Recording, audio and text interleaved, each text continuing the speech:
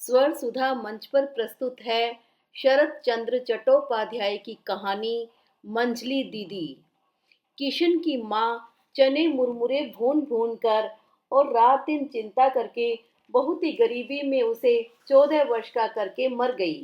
किशन के लिए गांव में कहीं खड़े होने के लिए भी जगह नहीं रही। उसकी सौतेली बड़ी बहन कादम्बिनी की आर्थिक स्थिति अच्छी थी, इसलिए सभी लोगों ने राय दी, किशन तुम बड़ी बहन के घर चले जाओ, वह बड़े आदमी हैं, तुम वहां अच्छी तरह रहोगे। माँ के शोक में रोते रोते किशन ने बुखार बुला लिया था।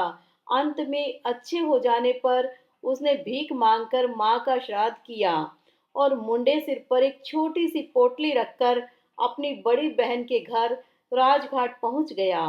बहन उसे पहचानती नहीं थी। जब उसका परिचय मिला और उसके आने का कारण मालूम हुआ तो एकदम आग बबूला हो गई। वह मजे में अपने बाल बच्चों के साथ गृहस्थी जमाए बैठी थी। अचानक यह क्या उपद्रव खड़ा हो गया। गांव का बूढ़ा जो उसे रास्ता दिखाने के लिए यहाँ तक आया था, उसे दो चार कड़ी बातें सुनाने के बाद कादम्बिनी ने कहा, खूब मेरे सगे को बुला लाए रोटियां तोड़ने के लिए।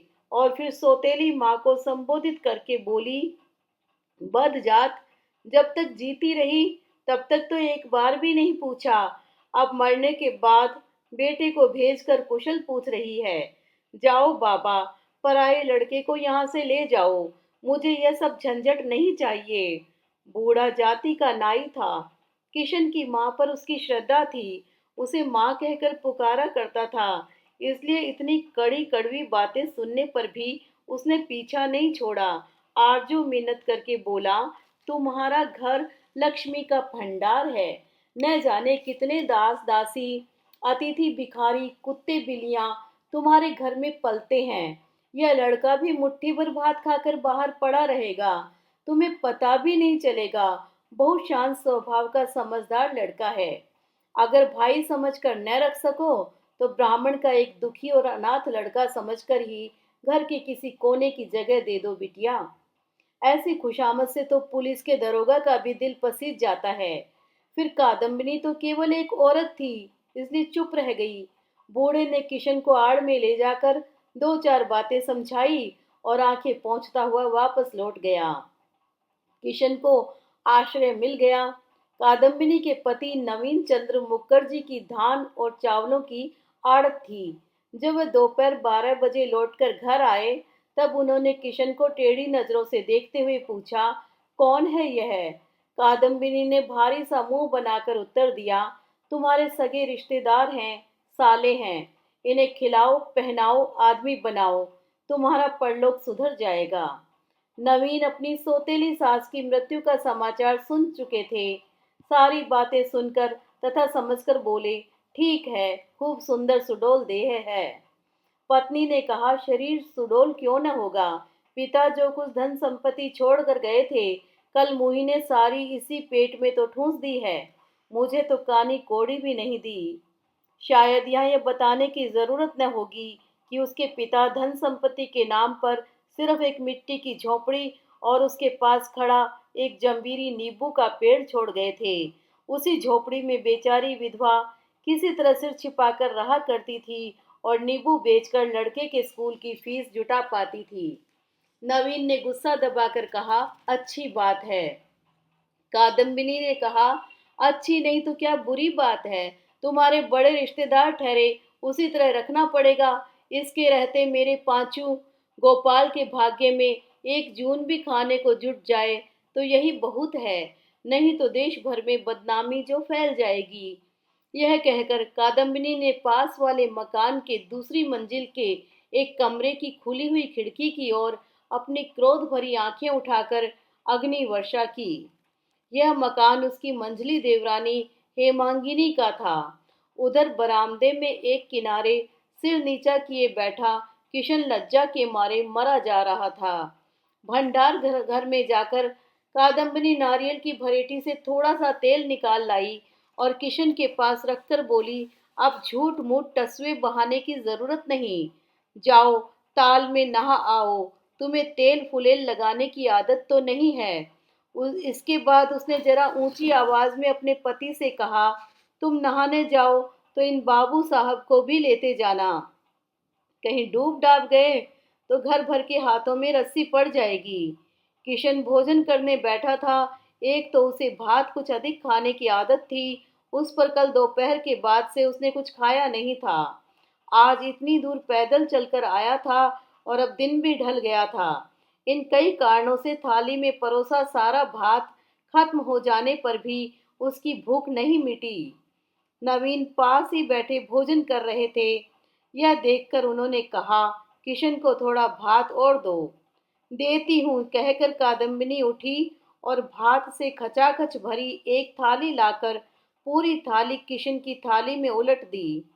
इसके बाद जोर से हंसती हुई बोली, यह तो खूब हुआ। रोजाना इस हाथी की खुराक जुटाने में तो हमारी सारी आड़त खाली हो जाएगी।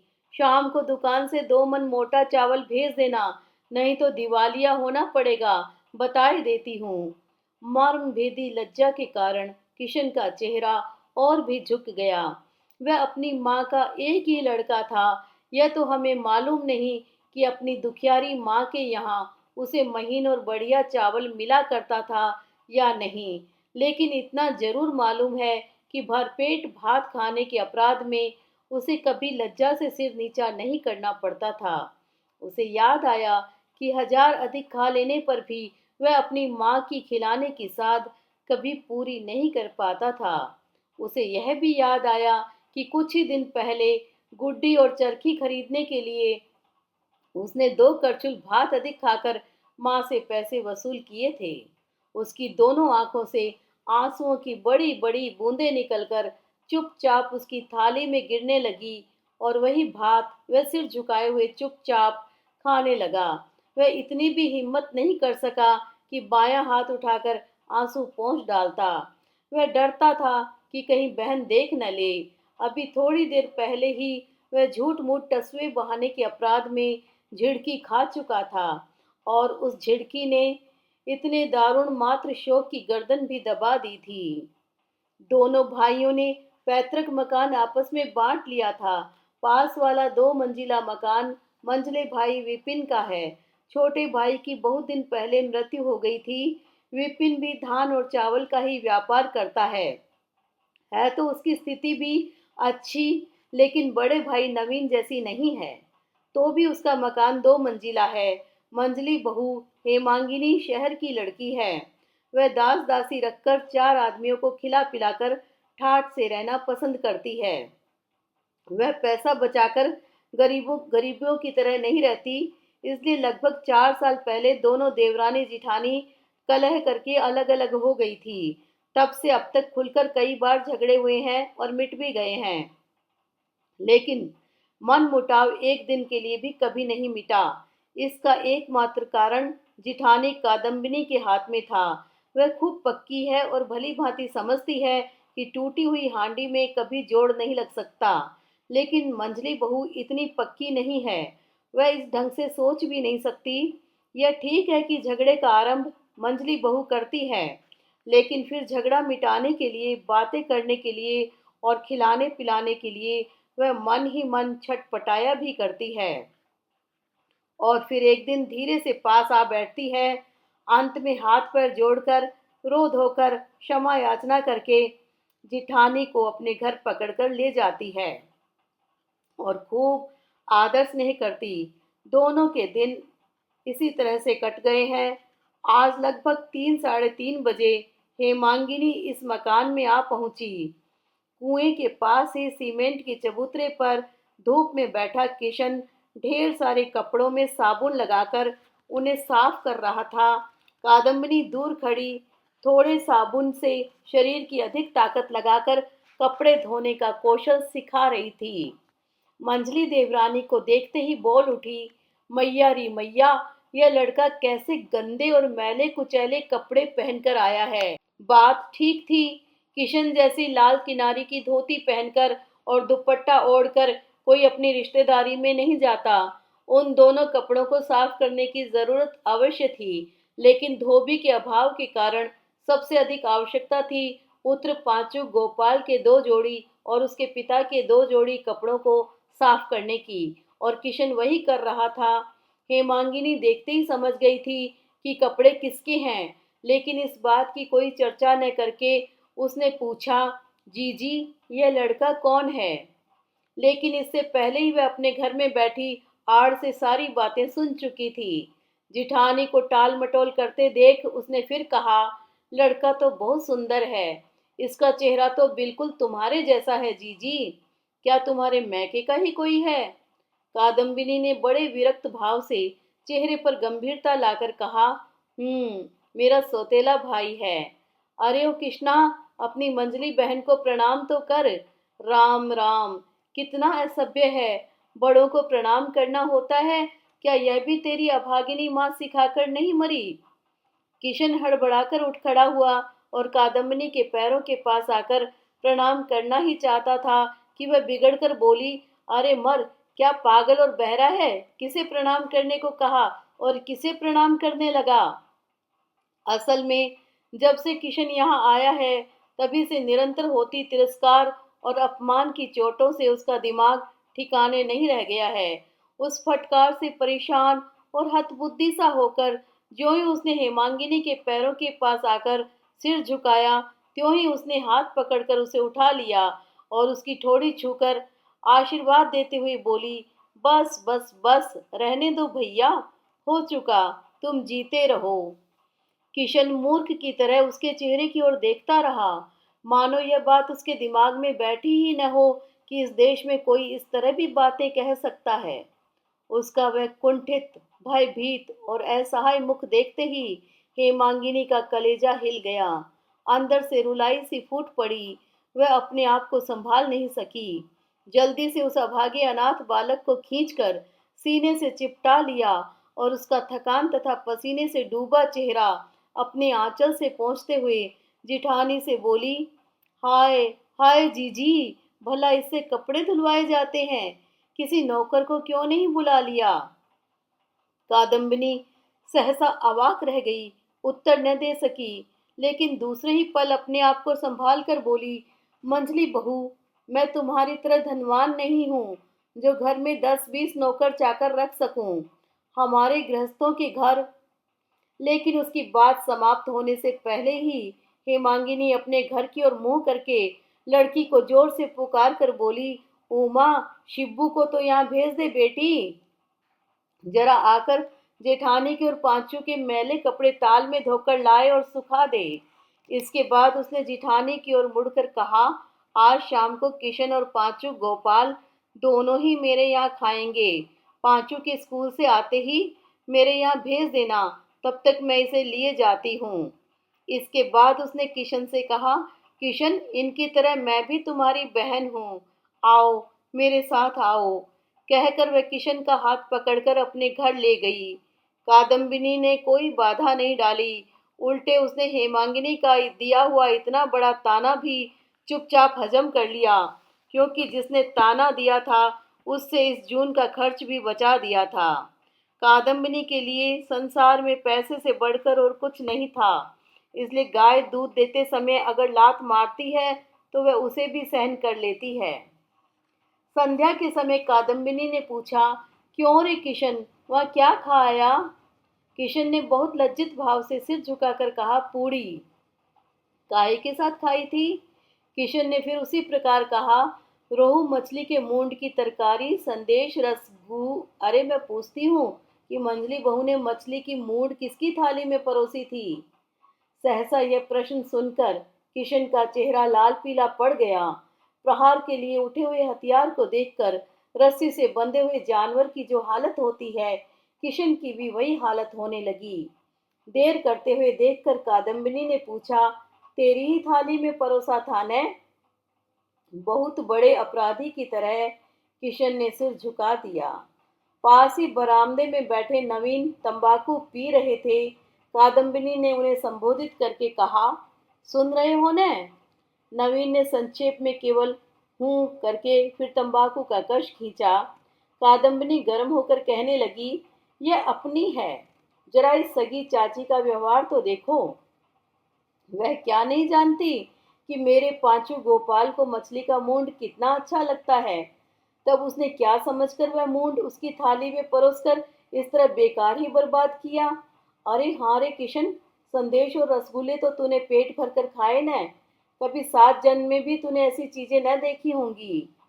इसके बाद फिर पति की ओर देखकर कहा, जिसके लिए मुट्ठी भर भात भी गनीमत हो, उसे पूड़ी और संदेश खिलाकर क्या होगा। लेकिन मैं तुमसे कह देती हूँ कि मंजली बहू अगर किशन को बिगाड़ न दे तो तुम मुझे कुतिया कहकर पुकारना।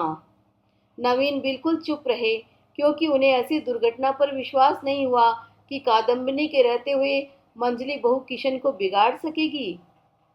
लेकिन उनकी पत्नी को स्वयं अपने आप पर ही विश्वास नहीं था, बल्कि उसे इस बात का 16 आने डर था कि मैं सीधी सादी और भली मानुस हूँ, मुझे जो भी चाहे ठग सकता है। इसलिए उसने तभी से अपने छोटे भाई के मानसिक उत्थान और पतन के प्रति अपनी पैनी नजरें बिछा दी। दूसरे ही दिन 2 नौकरों में से एक नौकर की छुट्टी कर दी गई। किशन नवीन की धान और चावल वाली आड़त में काम करने लगा। वहां वह चावल आदि तौलता बेचता, 4-5 कोस का चक्कर लगाकर गांव से नमूने ले आता, और जब दोपहर को नवीन भोजन करने आते तब दुकान देखता। 2 दिन बाद की बात है, नवीन भोजन करने के बाद नींद समाप्त करके लौटकर दुकान पर गए और किशन खाना खाने घर आया। उस समय 3 बजे थे। वह तालाब में नहाकर लौटा तो उसने देखा बहन सो रही है।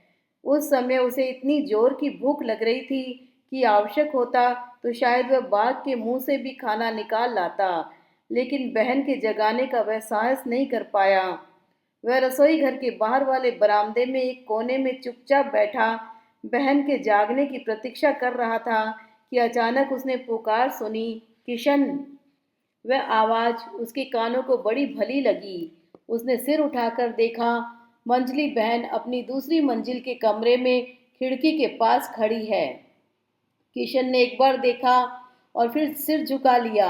थोड़ी देर में हेमांगिनी नीचे उतर आई और उसके सामने आकर खड़ी हो गई। फिर बोली, कई दिन से दिखाई नहीं दिया किशन, यहाँ चुपचाप क्यों बैठा है। एक तो भूख में वैसे ही आंखें छलक उठती हैं, उस पर ऐसी स्नेह भरी आवाज। उसकी आंखों में आंसू मचल उठे। वह सिर झुकाए चुपचाप बैठा रहा, कोई उत्तर न दे सका। मंजली चाची को सभी बच्चे प्यार करते हैं। उसकी आवाज सुनकर कादम्बिनी की छोटी लड़की बाहर निकल आई और चिल्लाकर बोली, किशन मामा, रसोई घर में तुम्हारे लिए भात ढका हुआ रखा है, जाकर खा लो। माँ खा पी कर सो गई है। हेमांगिनी ने चकित होकर कहा, किशन ने अभी तक खाना नहीं खाया और तेरी माँ खा पी कर सो गई। क्यों रे किशन, आज इतनी देर क्यों हो गई। किशन सिर झुकाए बैठा रहा। टूनी ने उसकी ओर से उत्तर दिया, मामा को तो रोजाना ही इतनी देर हो जाती है। जब बाबूजी खा पीकर दुकान पर पहुंच जाते हैं तभी ये खाना खाने आते हैं। हेमांगिनी समझ गई कि किशन को दुकान के काम पर लगा दिया गया है। उसे यह आशा तो कभी नहीं थी कि उसे खाली बैठाकर खाने को दिया जाएगा। फिर भी इस ढलती हुई बेला को देखकर और भूख प्यास से बेचैन बालक के मुंह को निहार कर उसकी आंखों से आंसू बहने लगे। वह आंचल से आंसू पोंछती हुई अपने घर चली गई और कोई 2 ही मिनट के बाद हाथ में दूध से भरा हुआ एक कटोरा लेकर आ गई। लेकिन रसोई घर में पहुंचते ही वह कांप उठी और मुंह फेर कर खड़ी हो गई। किशन खाना खा रहा था। पीतल की एक थाली में ठंडा सूखा और ढेले जैसा बना हुआ भात था। एक और थोड़ी सी दाल थी और पास ही तरकारी जैसी कोई चीज। दूध पाकर उसका उदास चेहरा खुशी से चमक उठा। हेमांगिनी दरवाजे से बाहर आकर खड़ी रही। भोजन समाप्त करके किशन जब ताल पर कुल्ला करने चला गया तब उसने झांक कर देखा, थाली में भात एक दाना भी नहीं बचा है। भूख के मारे वह सारा भात खा गया है। हेमांगिनी का लड़का भी लगभग इसी उम्र का था।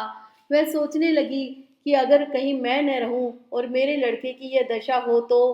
इस कल्पना मात्र से रुलाई की एक लहर उसके अंतर से उठी और गले तक आकर फेनिल हो उठी।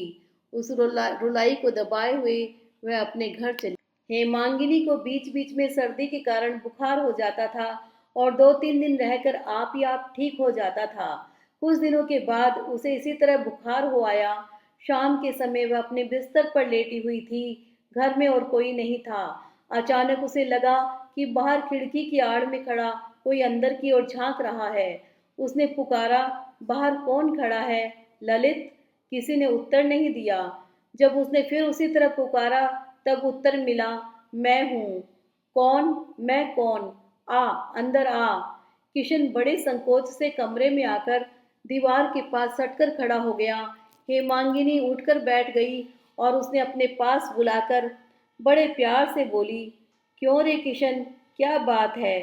किशन कुछ और आगे खिसक आया और अपने मैले दुपट्टे का छोर खोलकर दो अधपके अमरूद निकालकर बोला, बुखार में ये बहुत फायदा करते हैं।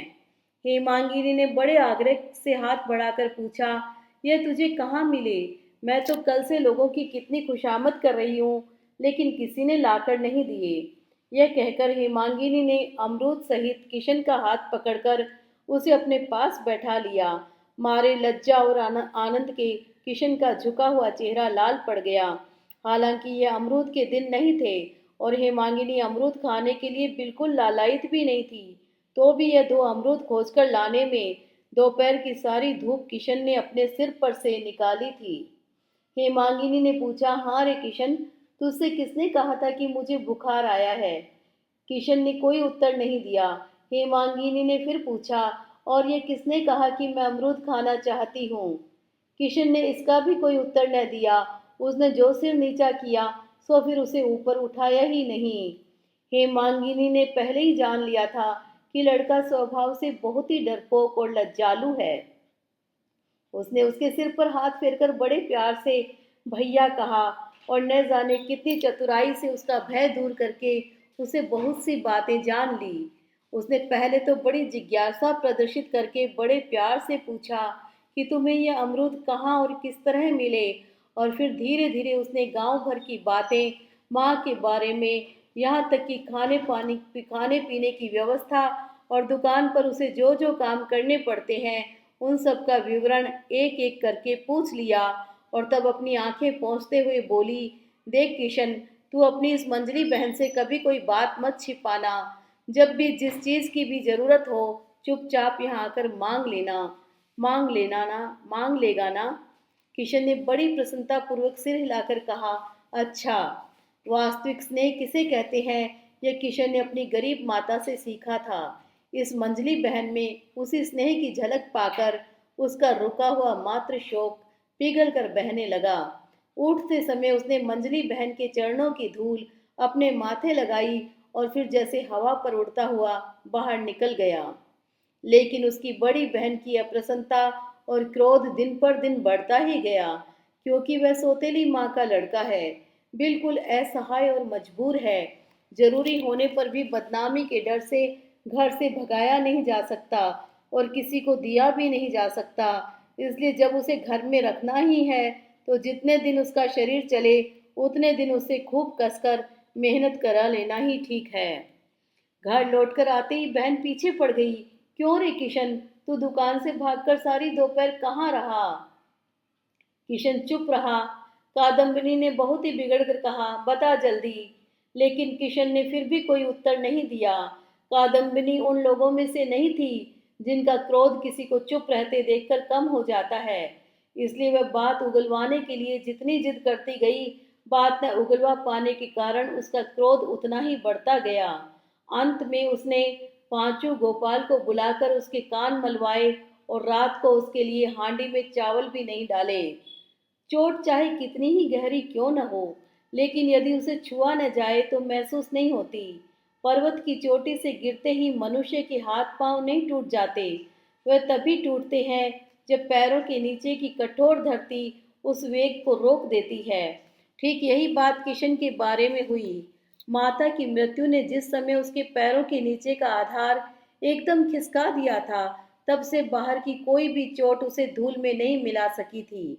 वह गरीब का लड़का जरूर था, फिर भी उसने कभी दुख नहीं भोगा था और घुड़की झिड़की से भी उसका कभी परिचय नहीं हुआ था। तो भी यहाँ आने के बाद से अब तक उसने कादम्बिनी द्वारा दिए गए कठोर दुख और कष्टों को चुपचाप झेल लिया था। क्योंकि उसके पैरों के नीचे कोई सहारा नहीं था। लेकिन आज वह इस अत्याचार को सहन नहीं कर पाया, क्योंकि आज वह हेमांगिनी के मात्र स्नेह की मजबूत दीवार पर खड़ा था, और इसलिए आज के इस अत्याचार और अपमान ने उसे एकदम धूल में मिला दिया।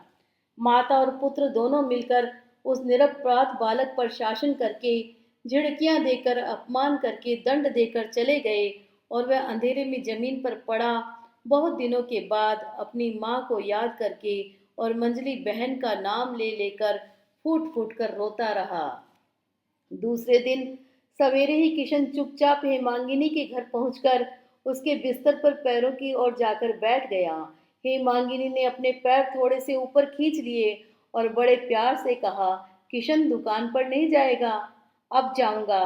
देर मत कर भैया, इसी समय चला जा, वरना वह गालियां देने लगेंगी। किशन का चेहरा एक बार लाल पड़ा और फिर पीला पड़ गया। अच्छा, जाता हूँ, कहकर वह उठ खड़ा हुआ। उसने कुछ कहने की कोशिश की, लेकिन फिर चुप हो गया। हेमांगिनी ने जैसे उसके मन की बात समझ ली, पूछा, क्या मुझसे कुछ कहना चाहता है भैया? किशन ने जमीन की ओर देखते हुए बहुत ही कोमल स्वर से कहा, मंजली दीदी, कल से कुछ भी नहीं खाया है।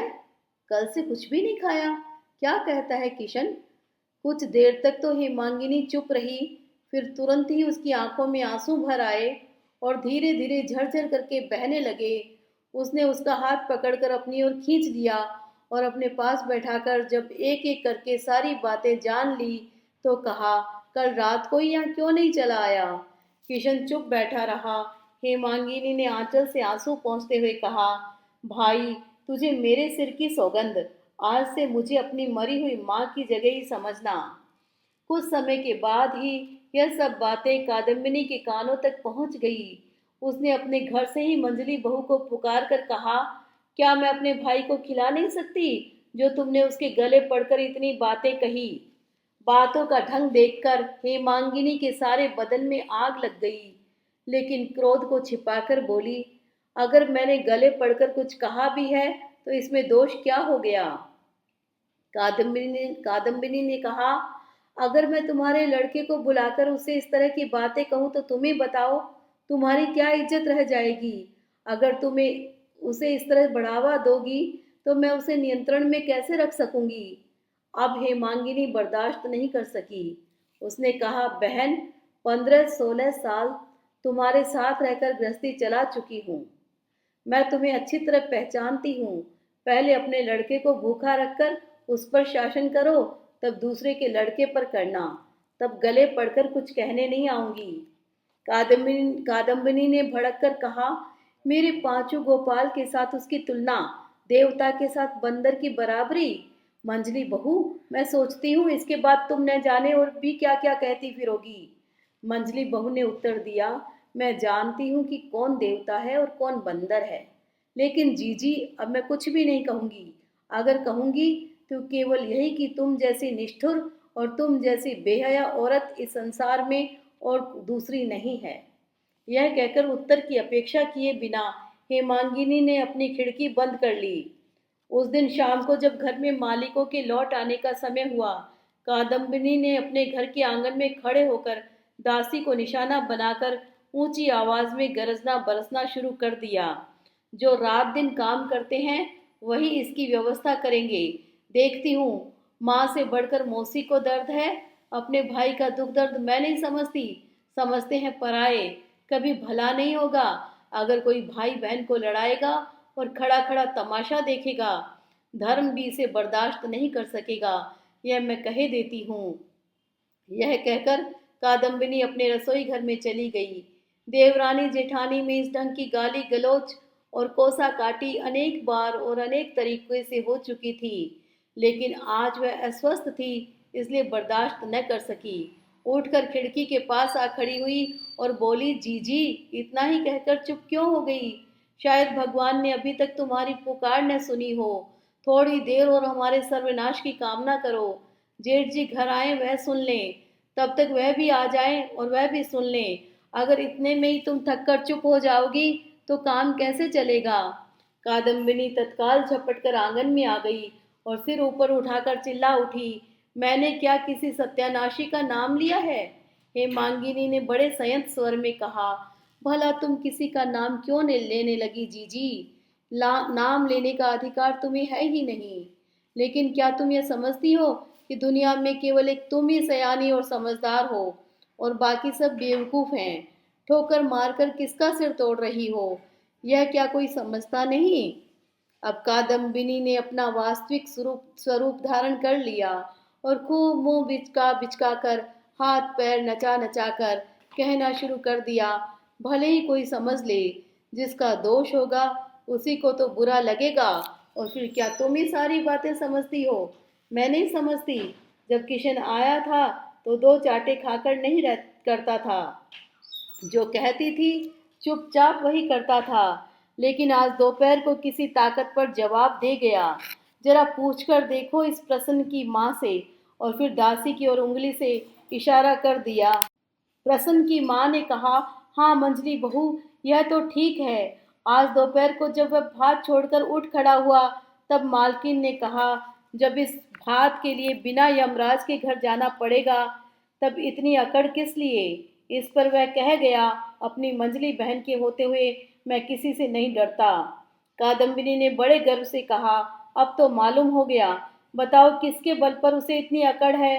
देखो मंजली बहू, आज मैं तुमसे साफ साफ कह देती हूँ, तुम उसे बार बार मत बुलाया करो। भाई बहन के बीच में तुम मत पड़ो।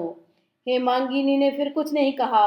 एक केंचुए ने भी सांप की तरह कुंडली मारकर काटा है, यह सुनकर उसके आश्चर्य की सीमा नहीं रही। वह खिड़की के सामने से हटकर सोचने लगी कि कितने भारी अत्याचारों को सहते रहने के बाद उस मासूम बच्चे के द्वारा यह संभव हुआ होगा। हेमांगिनी का सिर भारी हो गया और ज्वर मालूम होने लगा, इसलिए वह असमय ही पलंग पर बेजान सी पड़ गई। उसके पति कमरे में आए और उसकी ओर ध्यान दिए बिना ही गुस्से में भरकर कहने लगे, आज भाभी के बारे भाई के में क्या कोई झगड़ा कर बैठी हो? किसी के मना करने पर भी सुनोगी नहीं, और चाहे जिस अभागे दरिद्र के पीछे कमर बांधकर खड़ी हो जाओगी। मुझसे ये दिन का बखेड़ा सहा नहीं जाता है। आज भाभी ने नाहक मुझे 10 बातें सुना दी। हेमांगिनी ने थकी थकी आवाज में कहा, तुम्हारी भाभी हक की बात ही कब कहती है जो आज ही नाहक 10 बातें सुना दी? नहीं, आज तो उन्होंने जो कुछ कहा है ठीक ही कहा है। मैं तो तुम्हारा स्वभाव जानता हूँ। उस बार घर के ग्वाले के बारे में भी ऐसा ही किया था। मोती कुम्हार के भांजे का इतना अच्छा बाग तुम्हारे कारण ही मुट्ठी से निकल गया। उल्टे पुलिस को चुप करने के लिए गांठ से 100 रुपए देने पड़े। क्या तुम अपना भला बुरा भी नहीं समझती? आखिर तुम्हारा स्वभाव कब बदलेगा? हेमांगिनी उठकर बैठ गई और अपने पति के चेहरे की ओर देखकर बोली, मेरा स्वभाव तो मरने पर ही बदलेगा, इससे पहले नहीं। मैं भी माँ हूँ, मेरी गोद में लड़के बच्चे भी हैं और ऊपर भगवान है। इससे अधिक मैं बड़ों की शिकायत करना नहीं चाहती। मेरी तबीयत खराब है, इस समय मुझसे बकझक मत करो। जाओ। यह कहकर वह चादर खींचकर करवट बदलकर लेट गई। विपिन को और अधिक तर्क वितर्क करने का साहस नहीं हुआ, लेकिन मन ही मन अपनी पत्नी और विशेष रूप से गले पड़ी बला अभागे किशन से बहुत ही चिढ़ गए। दूसरे दिन सवेरे खिड़की खोलते ही हेमांगिनी के कानों में जेठानी के तीखे स्वर की झनकार पड़ी। वह पति से कह रही थी, यह लड़का कल से ही भागा हुआ है, तुमने उसकी बिल्कुल ही खोज खबर नहीं ली है। पति ने उत्तर दिया, चूल्हे में चला जाए, खोज खबर लेने की जरूरत ही क्या है। पत्नी मोहल्ले भर को सुनाती हुई बोली, अब तो निंदा के मारे इस गांव में रहना कठिन हो जाएगा। हमारे यहाँ दुश्मनों की भी कमी नहीं है। अगर कहीं गिर पड़कर मर मरा गया तो कह देती हूँ, छोटे बड़े सबको जेल खाना जाना पड़ेगा। हेमांगिनी ने सारी बातें समझ ली और खिड़की बंद करके एक लंबी सांस लेकर दूसरे कमरे में चली गई। दोपहर के समय वह रसोई के बरामदे में बैठी खाना खा रही थी कि सामने से चोरों की तरह दबे पांव किशन आ खड़ा हुआ। उसके बाल रूखे थे और मुंह सूखा था। हेमांगिनी ने पूछा, कहाँ भाग गया था रे किशन? भागा तो नहीं था, कल शाम के बाद दुकान पर ही सो गया था। जब नींद खुली तो देखा आधी रात हो गई है। मंजली बहन, भूख लगी है, जा उसी घर में जाकर खा, कहकर हेमांगिनी खाना खाने लगी। लगभग 1 मिनट तक चुपचाप खड़ा रहने के बाद जब किशन जाने लगा तो हेमांगिनी ने उसे बुलाकर बैठाया और रसोईदारिन से उसे वहीं जगह करके उसे भात परोस देने के लिए कहा। किशन अभी आधा ही खा पाया था कि बाहर से उमा घबराई हुई आई और उसने इशारे से चुपचाप बताया कि बाबूजी आ रहे हैं। लड़की का भाव देखकर माँ को अचंभा हुआ। आते हैं तो तू इस तरह घबरा क्यों रही है? उमा किशन के पीछे खड़ी थी। उसने उत्तर में किशन की ओर इशारा किया और आंखें और मुंह मटकाकर इशारे से बताया कि वह खा जो रहा है। किशन ने कौतूहल से अपनी गर्दन पीछे की ओर मोड़ ली और बड़ी उत्कंठा से उसके शंकित चेहरे के संकेत को देखा। पल भर में ही उसका चेहरा सफेद पड़ गया। उसके मन में कितना डर पैदा हुआ यह तो वही जाने। मंजली बहन, जीजाजी आ रहे हैं, उसने कहा और भात की थाली छोड़कर रसोई के दरवाजे की आड़ में जाकर खड़ा हो गया। उसकी देखा देखी उमा भी एक और भाग गई। मकान मालिक के आ पहुंचने पर जैसा आचरण चोर किया करते हैं, ठीक वही आचरण उन्होंने किया। पहले तो हेमांगिनी ने हैरान होकर एक बार इधर और एक बार उधर देखा और फिर थकी सी दीवार के सहारे झुक गई, जैसे लज्जा और अपमान का तीर उसके कलेजे में इस पार से उस पार हो गया हो। तभी विपिन आ गए और सामने ही पत्नी को इस तरह बैठी देख पास आकर बेचैनी से पूछने लगे, यह क्या, खाना सामने रखकर इस तरह क्यों बैठी हो? हेमांगिनी ने कोई उत्तर नहीं दिया। विपिन ने और भी उत्सुकता से पूछा, क्या फिर बुखार हो गया ललित? इसके बाद उनकी नज़र उस थाली पर पड़ी जिसमें आधा भात पड़ा हुआ था। पूछा, इतना भात थाली में छोड़कर कौन उठ गया? हेमांगिनी उठकर बैठ गई और बोली, नहीं, उस घर का किशन खा रहा था। तुम्हारे डर के मारे किवाड़ की आड़ में छिप गया है। क्यों? क्यों सो तुम अच्छी तरह जानते हो। और केवल वही नहीं, तुम्हारे आने की खबर देकर उमा भी भाग गई है। विपिन ने मन ही मन समझ लिया कि पत्नी की बातें टेढ़े रास्ते जा रही हैं, इसलिए उन्होंने सीधे रास्ते पर लाने के लिए हंसते हुए कहा, आखिर वह किस डर से भागी? हेमांगिनी ने कहा, क्या जानूं, शायद माँ का अपमान अपनी आंखों देखने के भय से भाग गई हो। फिर एक ठंडी सांस लेकर बोली, किशन पराया लड़का ठहरा, वह तो छिपेगा ही। लेकिन पेट की लड़की तक यह विश्वास नहीं कर सकी कि माँ को इतना भी अधिकार नहीं है कि वह किसी को एक और भात भी खिला सके। अब विपिन ने समझा कि मामला सचमुच बिगड़ गया है, कहीं आगे बढ़कर उग्र रूप धारण न कर ले, इसलिए उन्होंने इस अभियोग को एक साधारण मजाक में बदलकर आंखें मटकाकर और गर्दन हिलाकर कहा, नहीं, तुम्हें कोई अधिकार नहीं है।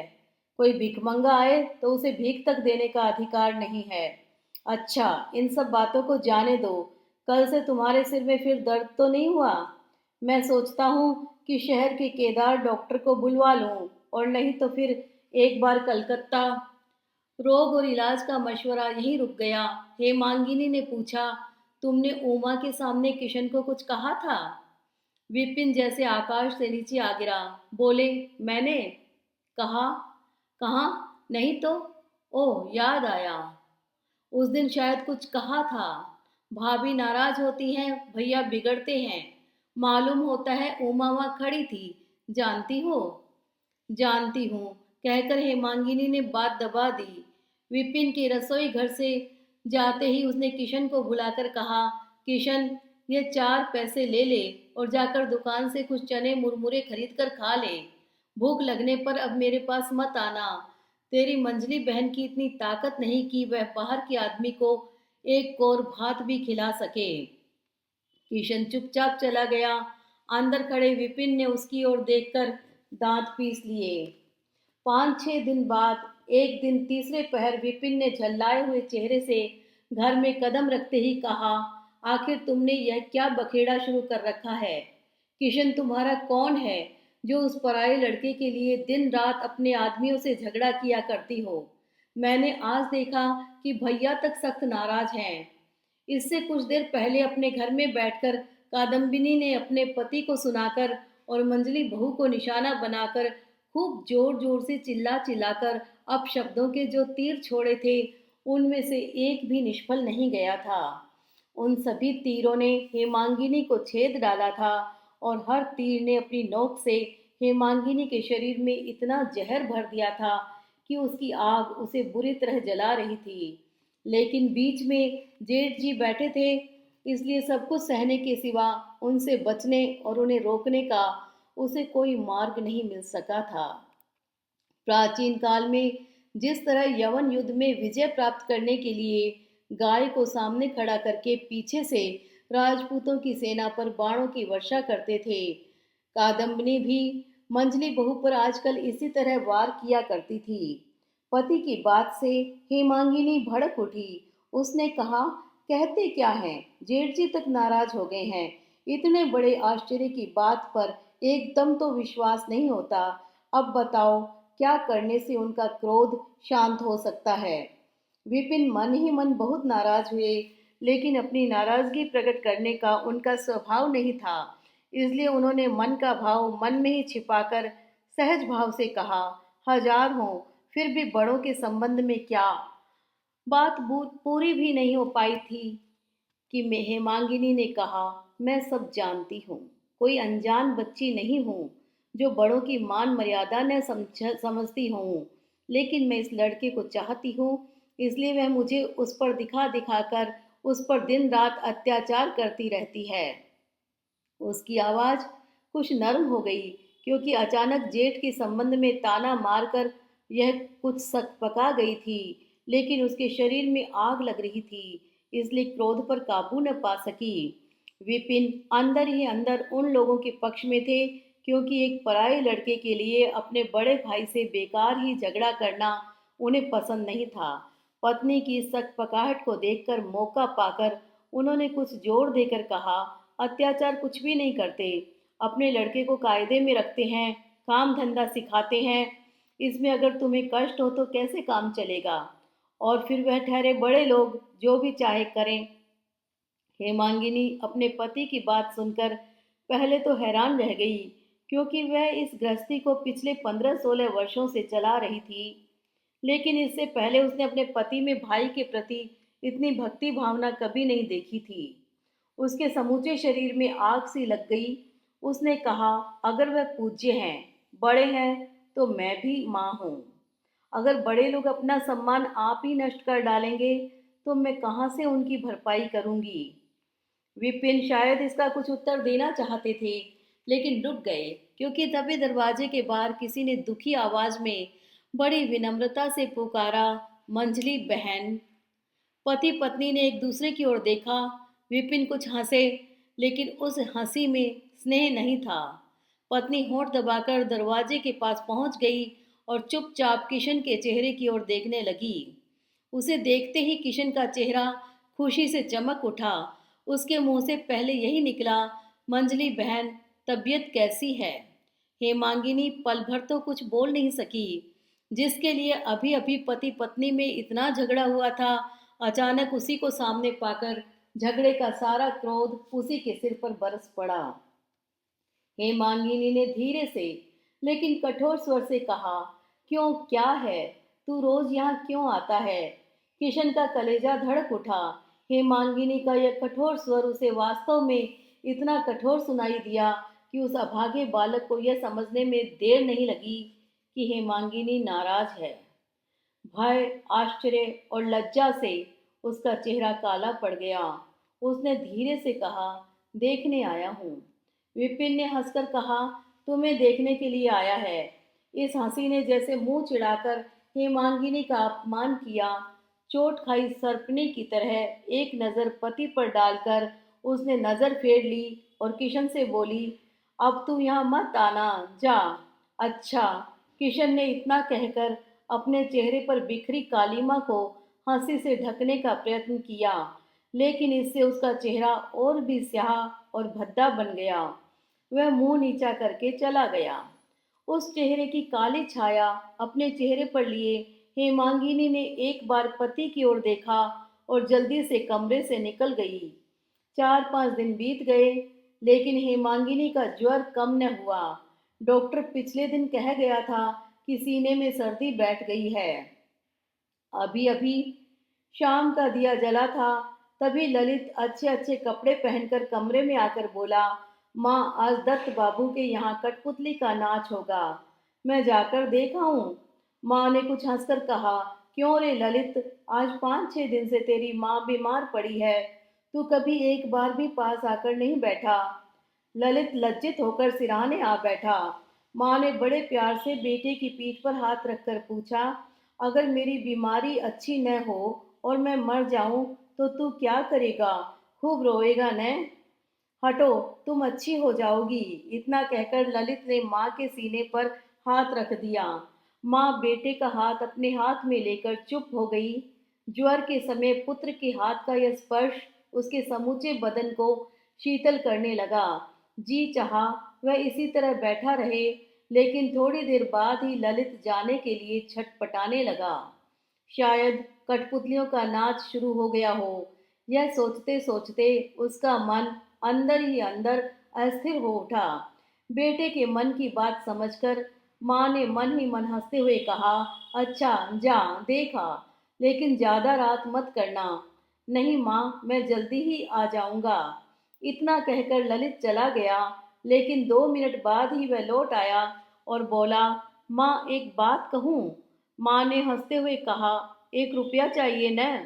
उस ताक पर रखे हैं, ले ले, लेकिन एक से ज्यादा मत लेना। नहीं माँ, रुपया नहीं चाहिए।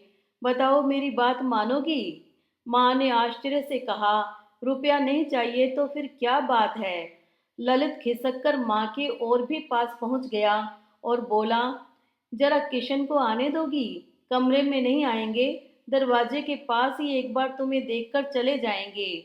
वह कल भी बाहर आकर बैठे थे, आज भी बैठे हुए हैं। हेमांगिनी हड़बड़ाकर उठ बैठी और बोली, जा जा ललित, अभी बुला ला। हाय हाय, बेचारा बाहर बैठा है और तुम लोगों ने मुझे बताया भी नहीं। डर के मारे अंदर आना नहीं चाहते। इतना कहकर ललित चला गया। 1 ही मिनट के बाद किशन कमरे में आया और जमीन की ओर सिर झुकाकर दीवार के सहारे खड़ा हो गया। हेमांगिनी ने कहा, आ भैया आ। किशन उसी तरह चुपचाप खड़ा रहा। तब हेमांगिनी ने खुद ही उठकर उसका हाथ पकड़ा और बिछौने पर बैठा लिया। फिर उसकी पीठ पर हाथ फेरते हुए कहा, हाँ रे किशन, उस दिन बकझक की थी, इसीलिए शायद तू अपनी मंझली बहन को भूल गया। सहसा किशन फूट फूट कर रोने लगा। हेमांगिनी को कुछ आश्चर्य हुआ, क्योंकि आज तक किशन को किसी ने रोते हुए नहीं देखा था। अनेक दुख और यातनाएं मिलने पर भी वह चुपचाप सिर झुका लेता है, कभी किसी के सामने रोता नहीं है। उसके स्वभाव से हेमांगिनी परिचित थी, इसलिए आश्चर्य से बोली, छी, रोना किस लिए? राजा बेटे कहीं आंसू बहाया करते हैं। उत्तर में किशन ने धोती के छोर को मुंह में भरकर यथाशक्ति रुलाई को रोकने की कोशिश करते हुए कहा, डॉक्टर ने कहा है कि कलेजे में सर्दी बैठ गई है। हेमांगिनी हंसते हुए बोली, बस इसलिए? राम राम, तू भी कैसा लड़का है। इतना कहते ही हेमांगिनी की आंखों से टप टप 2 बूंद आंसू टपक पड़े। उन्हें बाएं हाथ से पहुंचकर उसके माथे पर हाथ रखते हुए कहा, सर्दी बैठ गई है। डॉक्टर ने भले ही यह कहा हो, अगर मैं मर जाऊं तो तू और ललित दोनों मिलकर मुझे गंगा जी तो पहुंचा आओगे। क्यों पहुंचा आओगे ना? उसी समय मंझली बहू, आज कैसी तबीयत है?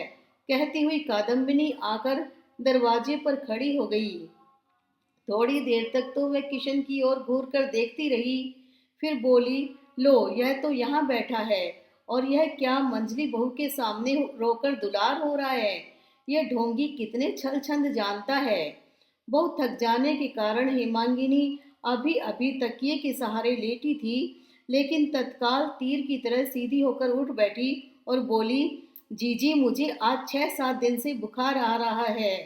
तुम्हारे पैरों पड़ती हूँ, इस समय तुम चली जाओ। कादम्बिनी पहले तो कुछ सकपकाई, लेकिन तुरंत ही अपने आप को संभाल कर बोली, मंजली बहू, तुमसे तो कुछ नहीं कहा, अपने भाई को डांट रही हूँ, इस पर तुम काटने को क्यों दौड़ रही हो?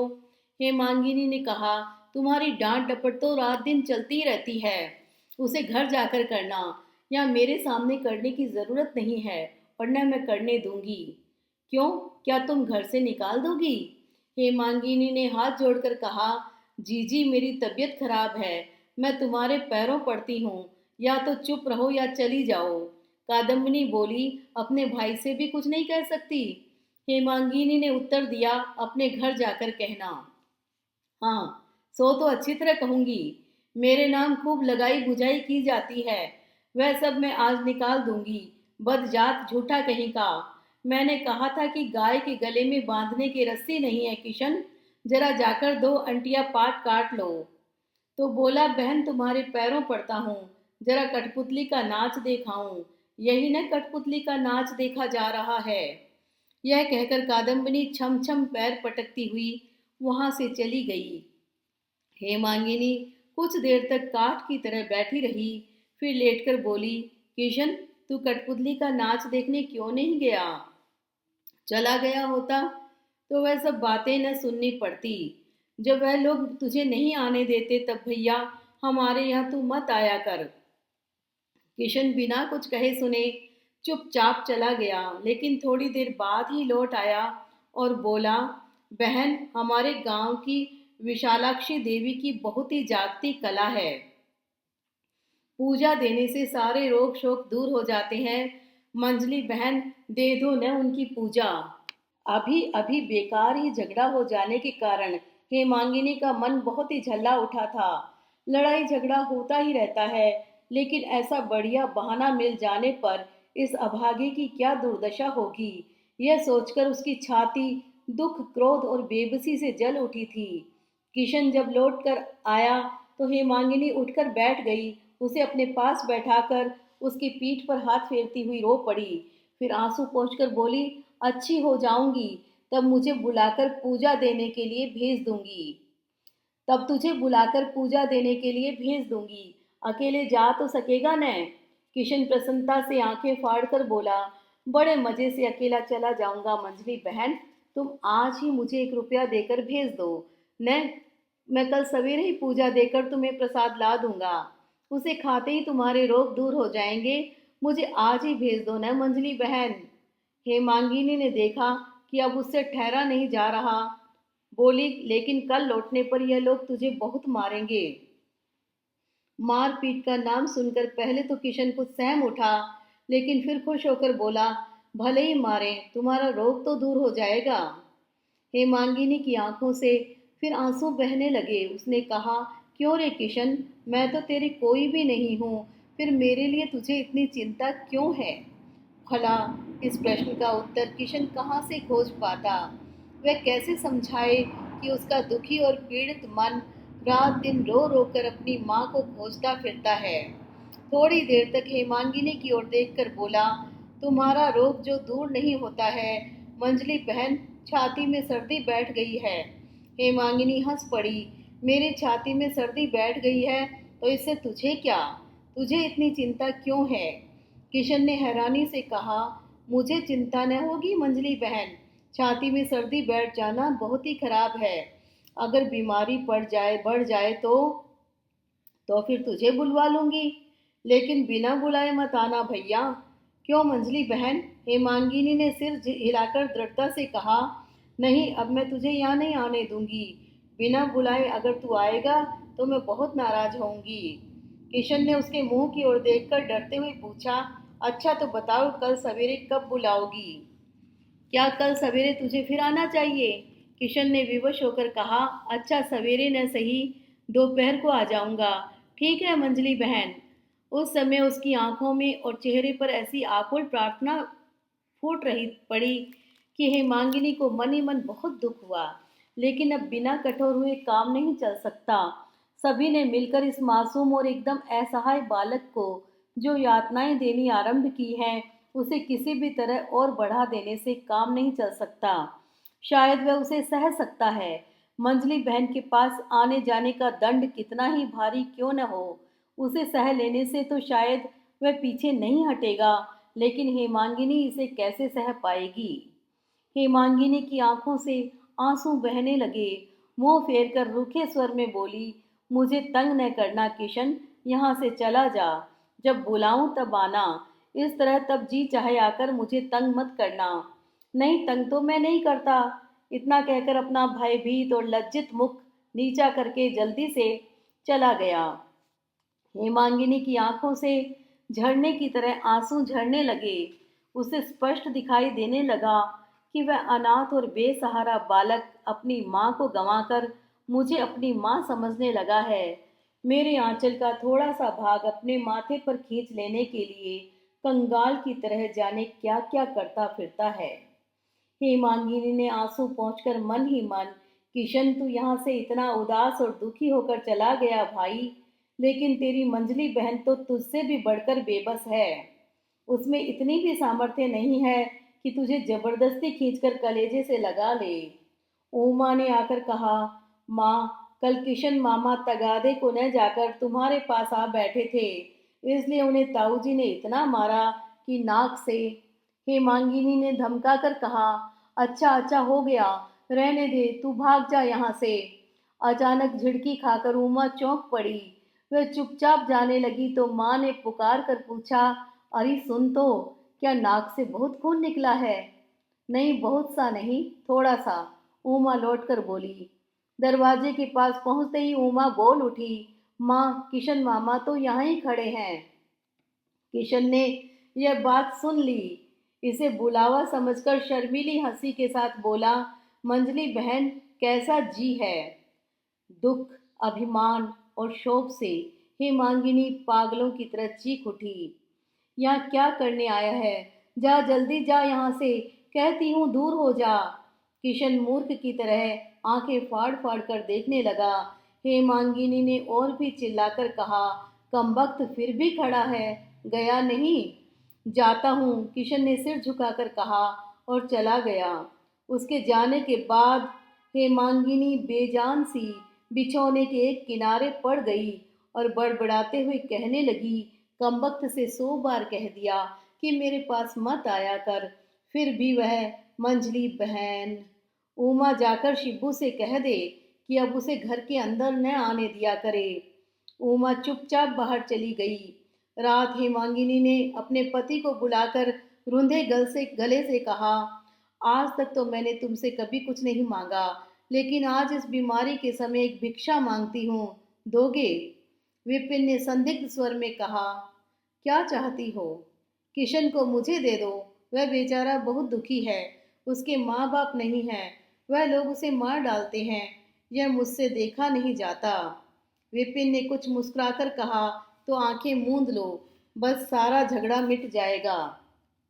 पति का यह क्रूर मजाक हेमांगिनी के कलेजे में तीर की तरह बिंध गया और किसी हालत में तो वह इसे सह लेती, लेकिन आज मारे दुख के उसके प्राण निकलने लगे थे, इसलिए उसने सह लिया और हाथ जोड़कर बोली, तुम्हारी सौगंध खाकर कहती हूँ, उसे मैं अपने पेट के बेटे की तरह चाहती हूँ, मुझे दे दो।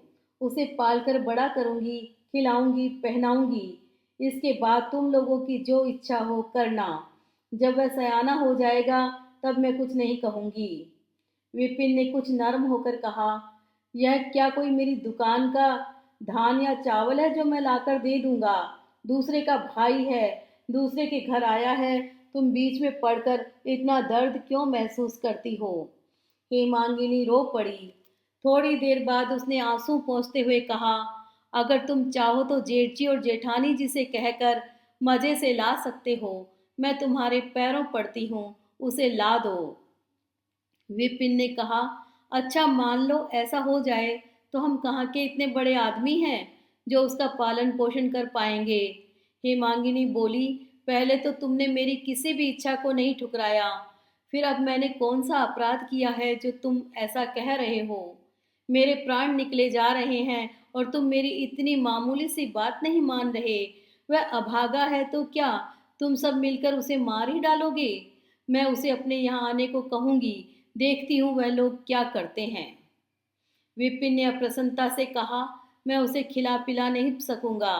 मैं खिला पिला सकूंगी। क्या मैं कल ही उसे बुलाकर अपने पास रखूंगी? और अगर जिठानी उसे जबरदस्ती रोकेंगी तो मैं उसे थाने में दरोगा के पास भेज दूंगी। पत्नी की बात सुनकर विपिन क्रोध और अभिमान से क्षण भर के लिए हक्का बक्का रह गया। फिर बोले, अच्छा देखा जाएगा, और यह कहकर चले गए। दूसरे दिन सुबह से ही वर्षा होने लगी। हेमांगिनी अपने कमरे की खिड़की खोलकर आकाश की ओर देख रही थी। सहसा उसे पांचू गोपाल की ऊंची आवाज सुनाई दी। वह चिल्लाकर कह रहा था, माँ अपने गुनी भाई को देखो, पानी में भीगते हुए हाजिर हो गए हैं। झाड़ू कहाँ है रे? मैं आती हूँ, कहती हुई और हुंकार करती हुई कादम्बिनी जल्दी से बाहर निकली और सिर पर अंगोछा डालकर सदर दरवाजे पर पहुंच गई। हेमांगिनी की छाती कांप उठी। उसने ललित को बुलाकर कहा, जा तो बेटा उस मकान में और देख तेरे किशन मामा कहाँ से आए हैं। ललित दौड़ा हुआ गया और थोड़ी देर बाद ही लौटकर बोला, पांचू भैया ने उन्हें उकड़ू बैठा रखा है और उनके सिर पर 2 ईंटें रखी हुई हैं। हेमांगिनी ने सूखे मुंह से पूछा, उसने क्या किया था? ललित ने कहा, कल दोपहर को उन्हें ग्वालों के यहाँ तगादे के लिए भेजा था।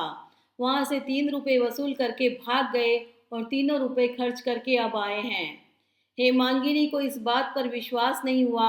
उसने पूछा, किसने कहा है कि उसने रुपए वसूल किए थे? लक्ष्मण खुद ही आकर कह गया है। यह कहकर ललित पढ़ने चला गया। लगभग 3 घंटे तक कोई शोर सुनाई नहीं दिया। 10 बजे के लगभग रसोईदारिन खाना दे गई।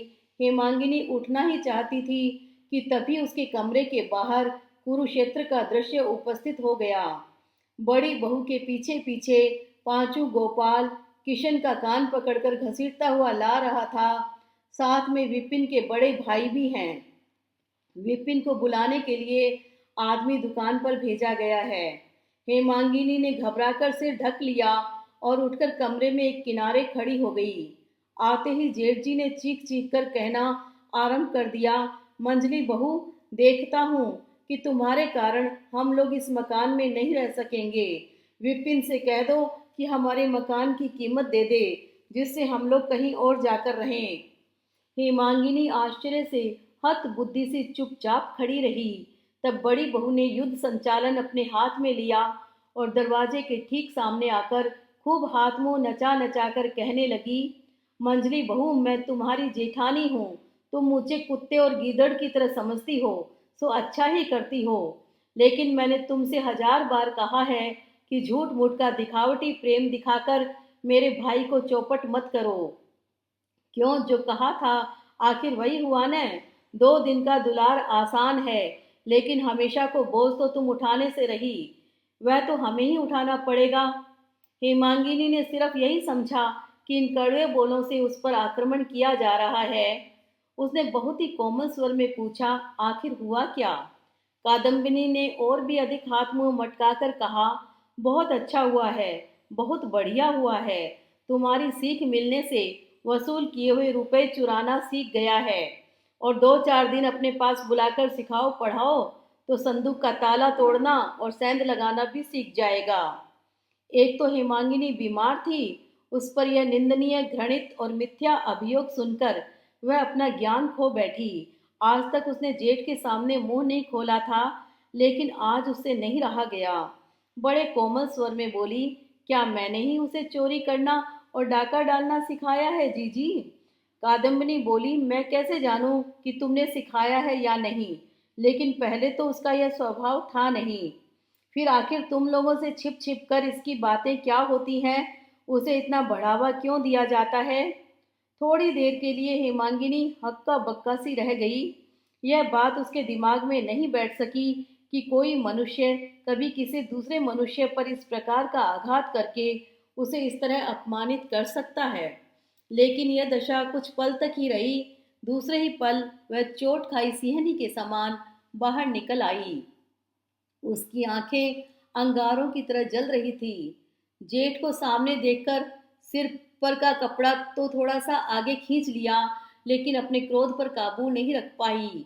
उसने जेठानी को संबोधित करके मीठे लेकिन अत्यंत कठोर स्वर में कहा, तुम इतनी बड़ी चमारिन हो कि तुम्हारे साथ बात करने में भी मुझे घृणा होती है। तुम इतनी बेशर्म हो कि इस लड़के को अपना भाई भी कहती हो। अगर आदमी एक जानवर पालता है तो उसे भी भरपेट खाना खाने को देता है, लेकिन इस अभागे से तो सभी तरह के छोटे से छोटे काम लेकर भी तुम इसे कभी भरपेट खाने को नहीं देती हो। अगर मैं न होती तो अब तक वह भूखों मर गया होता। यह केवल पेट की आग के कारण मेरे पास दौड़ा आता है, प्यार दुलार पाने के लिए नहीं। कादम्बिनी ने कहा, हम लोग खाने को नहीं देते, खाली काम लेते हैं, और तुमने उसे खिला पिला कर बचा रखा है। मैं बिल्कुल ठीक कहती हूँ। आज तक तुमने कभी उसे दोनों समय भरपेट खाना नहीं दिया, सिर्फ मारपीट की है, और जहाँ तक काम करा सकती हो काम कराती हो। तुम लोगों के डर से मैंने इसे 1000 बार आने को मना किया है, लेकिन जब भूख बर्दाश्त नहीं होती तब सिर्फ इसलिए भागा चला आता है कि यहाँ उसे भरपेट खाना मिल जाता है। चोरी डकैती की सलाह लेने नहीं आता, लेकिन तुम लोग इतने ईर्ष्यालु हो कि अपनी आंखों से यह भी नहीं देख सकते। अब की बार जेठ ने उत्तर दिया। उन्होंने किशन को सामने खींच उसकी धोती की छोर में से केले के पत्ते का एक दोना निकाला और क्रुद्ध होकर बोले, हम ईर्ष्या करने वाले लोग इसे अच्छी तरह से क्यों नहीं देख सकते? यह तुम अपनी आंखों से ही देख लो। मंजली बहू, तुम्हारे सिखाने का ही यह नतीजा है कि ये सारे रुपए चुराकर तुम्हारे हित के लिए न जाने किस देवी की पूजा देकर प्रसाद लाया है। यह लो। इतना कहकर उन्होंने उस दोने में से 2 संदेश, कुछ फूल और बेलपत्र आदि निकालकर दिखा दिए। कादम्बिनी की आंखें कपाल पर चढ़ गई। उसने कहा, अरे मैयारी, कैसा चुप्पा शैतान है, कैसा धूर्त और मक्कार है। ठीक है मंजरी बहू, अब तुम ही बताओ कि इसने चोरी क्यों की? क्या मेरे हित के लिए? क्रोध के मारे हेमांगिनी अपना आपा खो बैठी। एक तो उसका अस्वस्थ शरीर, उस पर यह झूठा इल्जाम।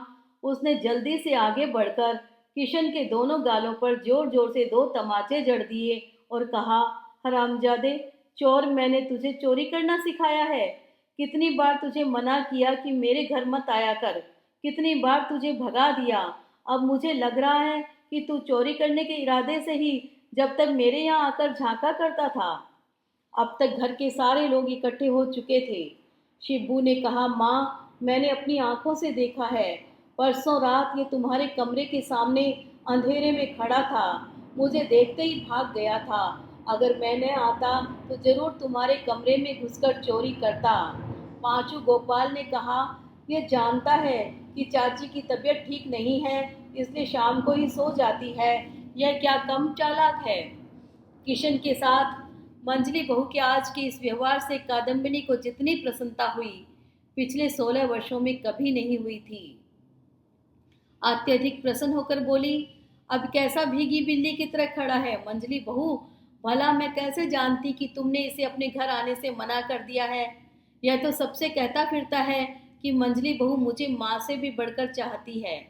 इसके बाद उसने दोने सहित प्रसाद उठाकर दूर फेंकते हुए कहा, 3 रुपए चुराकर न जाने कहाँ से 2-4 फूल पत्तियां उठा लाया है। हरामजादा चोर। घर ले जाकर कादम्बिनी के पति ने चोर को सजा देनी शुरू कर दी। उसने बड़ी बेरहमी से मारने लगे, लेकिन न तो उसने मुंह से कुछ कहा न रोया। जब इधर मारते तो उधर मुंह फेर लेता। अत्यधिक बोझ से भरी गाड़ी में जुता हुआ बैल कीचड़ में फंस जाने पर जिस तरह मार खाता है, उसी तरह किशन भी चुपचाप मार खाता रहा। यहाँ तक कि कादम्बिनी तक ने इस बात को स्वीकार कर लिया कि उसने मार खाना खूब अच्छी तरह से सीखा है। लेकिन भगवान जानते हैं कि यहाँ आने से पहले उस सीधे साधे लड़के पर किसी ने कभी हाथ तक नहीं उठाया था। हेमांगिनी अपने कमरे की सभी खिड़कियों को बंद कर काठ की मूर्ति की तरह चुपचाप बैठी है। उमा मार देखने गई थी। उसने लौटकर कहा, ताई जी कहती हैं कि किशन मामा बड़ा डाकू बनेगा। उसके गांव में न जाने कौन देवी है। उमा, अपनी माँ की रुंधी और फटी हुई आवाज सुनकर उमा चौंक पड़ी। उसने पास आकर डरते डरते पूछा, क्या है माँ? क्यों री? क्या अब भी उसे सब मिलकर मार रहे हैं? इतना कहकर हेमांगिनी जमीन पर मुंह के बल लौट गई और रोने लगी। उसे रोता देख उमा भी रोने लगी। फिर माँ के पास बैठकर उसके आंसू पोंछती हुई बोली, प्रसन्न की माँ किशन को खींचकर बाहर ले गई है। हेमांगिनी ने और कुछ नहीं कहा। वह चुपचाप उस जगह पड़ी रही। दोपहर को 2-3 बजे के लगभग उसे सर्दी लगकर बहुत जोरों का बुखार चढ़ गया। आज कई दिनों के बाद वह पथ्य लेने बैठी थी। वह पथ्य अब भी एक और पड़ा सूख रहा था। शाम के बाद विपिन उस मकान से अपनी भाभी से सारा हाल सुनकर क्रोध से झल्लाते हुए अपने कमरे में जा रहे थे कि उमा ने पास आकर धीरे से कहा, माँ तो बुखार में बेहोश पड़ी है। विपिन ने चौंक कर पूछा, यह क्या हुआ? इधर 3-4 दिन से तो बुखार था ही नहीं। विपिन मन ही मन अपनी पत्नी को बहुत चाहते हैं। कितना चाहते हैं, यह तो 4-5 वर्ष पहले ही अपने भाई और भाभी से अलग होते समय मालूम हो गया था। वह घबराए हुए कमरे में पहुंचे, देखा अभी तक हेमांगिनी जमीन पर पड़ी है। उन्होंने घबराकर पलंग पर लिटाने के लिए जैसे ही उसके शरीर पर हाथ लगाया, उसने आंखें खोल दी। थोड़ी देर तक विपिन के चेहरे की ओर देखकर अचानक उसने उनके दोनों पैर पकड़ लिए और रोते हुए बोली, किशन को आश्रय दे दो, नहीं तो बुखार नहीं छूटेगा। दुर्गा मैया मुझे किसी भी तरह क्षमा नहीं करेंगी। विपिन अपने पैर छुड़ाकर उसके पास बैठ गए और सिर पर हाथ फेरते हुए तसल्ली देने लगे। हेमांगिनी ने पूछा, दोगे आश्रय? विपिन ने उसकी आंसू भरी आंखें पोंछते हुए कहा, तुम जो चाहोगी वही होगा, तुम अच्छी हो जाओ। हेमांगिनी बिना कुछ कहे बिछौने पर जा लेटी। रात को बुखार उतर गया। दूसरे दिन विपिन ने उठकर देखा बुखार नहीं है। वह बहुत प्रसन्न हुए। नहा धोकर और जलपान करके जब वह दुकान पर जाने लगे तो हेमांगिनी ने उसके पास आकर कहा, मार पड़ने से किशन को बहुत तेज बुखार आ गया है, उसे मैं यहाँ ले आती हूँ। विपिन ने झल्लाकर कहा, नहीं, उसे यहाँ लाने की जरूरत नहीं है, जहाँ है वहीं रहने दो। हेमांगिनी सन्नाटे में खड़ी रह गई, फिर बोली, कल रात तो तुमने वचन दिया था कि आश्रय दोगे। विपिन ने उपेक्षा से सिर हिलाकर कहा, वह अपना कौन है जो उसे घर लाकर पालन पोषण करोगी? तुम भी खूब हो। कल रात को अपनी पत्नी को अत्यंत बीमार देखकर जो स्वीकार किया था, आज सवेरे उसे स्वस्थ देखकर उन्होंने इनकार कर दिया। छाता बगल में दबाकर उठते हुए बोले, पागलपन मत करो, भैया और भाभी दोनों चिढ़ जाएंगे। हेमांगिनी ने शांत और दृढ़ स्वर में कहा, वह लोग चिढ़-चिढ़ कर क्या उसका खून कर डालेंगे? क्या मैं उसे लाऊंगी तो दुनिया में कोई उसे रोक सकेगा? मेरे 2 बच्चे हैं, कल से 3 हो गए हैं, मैं किशन की माँ हूँ। अच्छा, देखा जाएगा, कहकर विपिन जाने लगे तो हेमांगिनी सामने आकर खड़ी हो गई और बोली, क्या उसे इस घर में नहीं लाने दोगे? हटो हटो, कैसा पागलपन करती हो? विपिन ने कहा और लाल आंखें दिखाकर चले गए। हेमांगिनी ने पुकार कर शिब्बू से कहा, शिब्बू जा तो एक बैलगाड़ी ले आ, मैं अपने मैके जाऊंगी। विपिन यह सुनकर मन ही मन हंस पड़े और बोले, उह, डर दिखाया जा रहा है। फिर वह दुकान पर चले गए।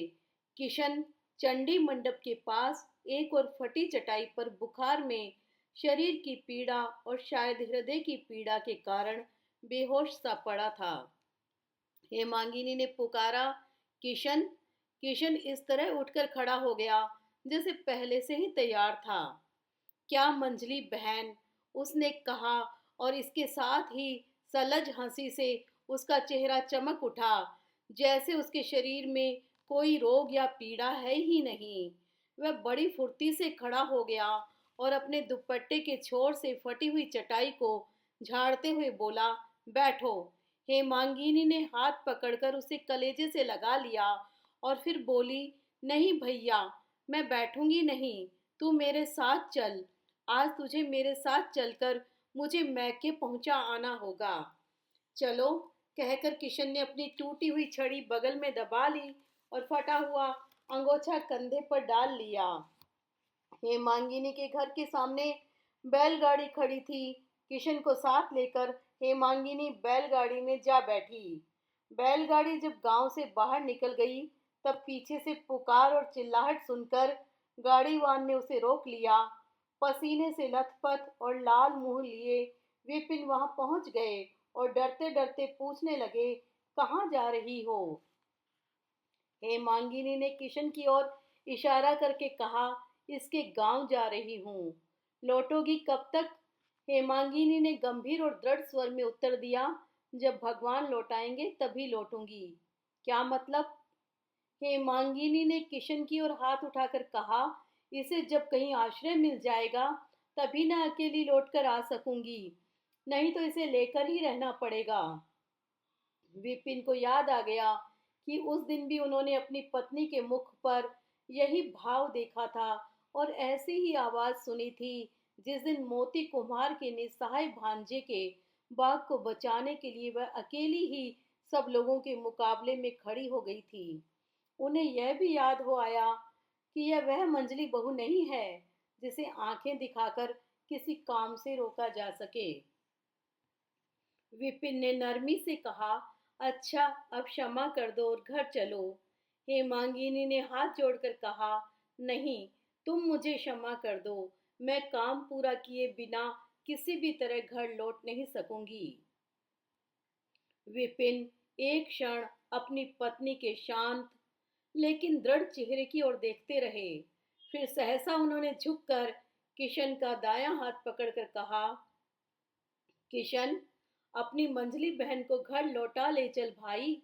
मैं सौगंध खाता हूँ कि जब तक मैं जीवित रहूंगा तब तक दोनों भाई बहन को कोई भी अलग न कर सकेगा। चल भाई, अपनी मंझली बहन को घर ले चल।